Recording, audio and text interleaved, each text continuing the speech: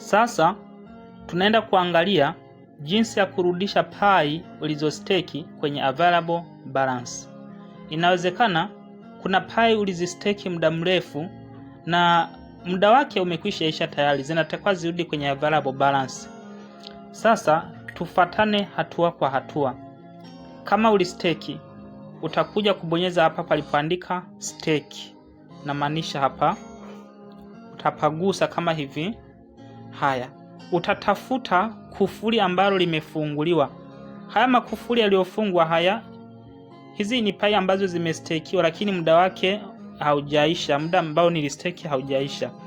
Kwa hiyo wewe utatafuta kufuli ambalo limefunguliwa. Kwa mfano let's say umeona, kwa mfano umeona ni hili hapa. Utalibonyeza.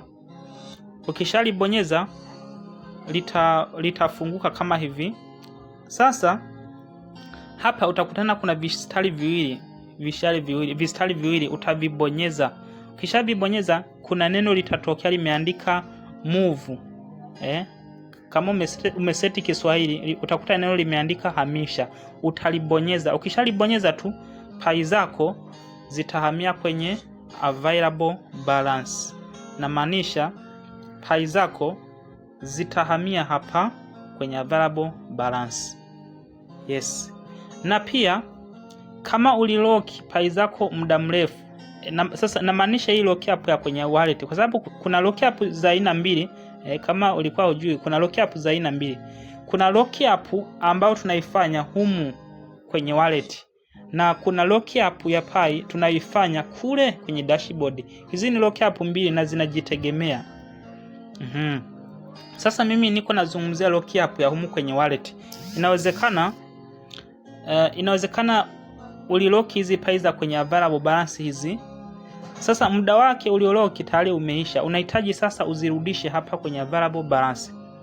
Kwenye upande wa lock up utakuja kubonyeza hapa kwenye hili kufuli la lock up, utaligusa. Haya. Sasa mimi hizi pai nilizolock hizi muda wake bado haujafika.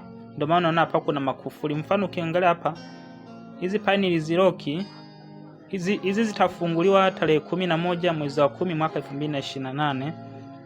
Hata nikiifungua. Sasa let's say to assume hii hapa muda wake wa kurudi kwenye available balance umefika. Utakuja kugusa tu hii kufuli. Utaligusa tu kama hivi. Kishaligusa hapa utakuta kuna vistari viwili, utavibonyeza. Kuna neno utakuta imeandika move, utaligusa hilo neno, tayari pai zako zitarudi sasa. Zitarudi hapa kwenye available balance. Yes, kwa hiyo ni rahisi sana. Haya, kuna watu tena wanajiuliza swali kila siku kwamba je, unapokuwa umestake pai zako kwenye app fulani, labda umestake kwenye app ya Zinge au kwenye app ya transaction au umestake kwenye app ya soko nafaka, je, zile pai zinaenda kwenye app? Jibu ni hapana.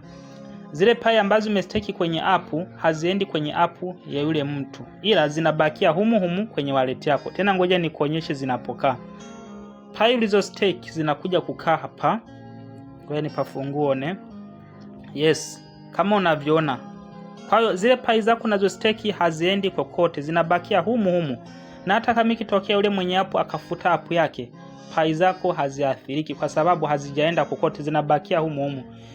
Zile pai unaziona zimerundikana kwenye application kule, zilizostakiwa, kile ni kivuli.